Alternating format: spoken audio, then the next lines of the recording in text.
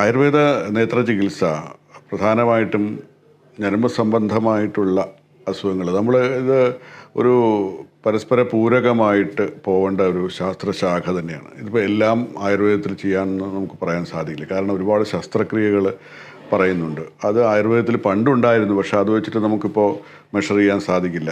Advancement of ടെക്നോളജിയൊക്കെ വളരെയധികം advanced ആയിട്ടുള്ള സമയമാണ്. അപ്പോൾ സർജറിയൊക്കെ പണ്ട് ചെയ്തിരുന്ന ആ മോഡലാണെങ്കിൽ പോലും അതിലൊരുപാട് അഡ്വാൻസ്മെൻറ്റ്സ് ഉണ്ട്. അപ്പോൾ അതുകൊണ്ട് സർജറി മാറ്റി നിർത്താനൊന്നും സാധിക്കില്ല. സർജറി പറ്റാത്ത ഒരുപാട് അസുഖങ്ങൾ കണ്ണിലുണ്ട്. അതാണ് നമ്മൾ പ്രധാനമായിട്ടും ഊന്നൽ കൊടുക്കുന്നത്. നോൺ സർജിക്കലായിട്ട് അല്ലെങ്കിൽ സർജറി കൊണ്ട് സാധ്യമാവാത്ത ഞരമ്പ് സംബന്ധമായ ഒരുപാട് കാര്യങ്ങൾ. ഇപ്പോൾ മാക്കുലർ ഹോളിന് സർജറിയാണ് മോഡേണിൽ പറയുന്നത്. ഒരുപാട് 45-50 വയസ്സായവർക്ക് ബാധിക്കുന്ന പ്രശ്നമാണ്. അതോടെ ആ കാഴ്ച പോയി എന്ന് തന്നെയാണ് ഏകദേശമൊക്കെ പറയുക. അതിൽ വലിയൊരു വ്യത്യാസം ഇനി ഉണ്ടാവില്ല, ഇനി ഇതും കൊണ്ട് ജീവിക്കണം എന്നൊക്കെ ഒരുപാട് നിരാശപ്പെട്ടാണ് ആളുകൾ സർജറി ഓപ്റ്റ് ചെയ്യാതെ. അത് സർജറി ചെയ്യുകയാണെങ്കിൽ തന്നെ ഒരുപാട് പോസ്റ്റ് സർജിക്കൽ പ്രയാസങ്ങളുണ്ട്.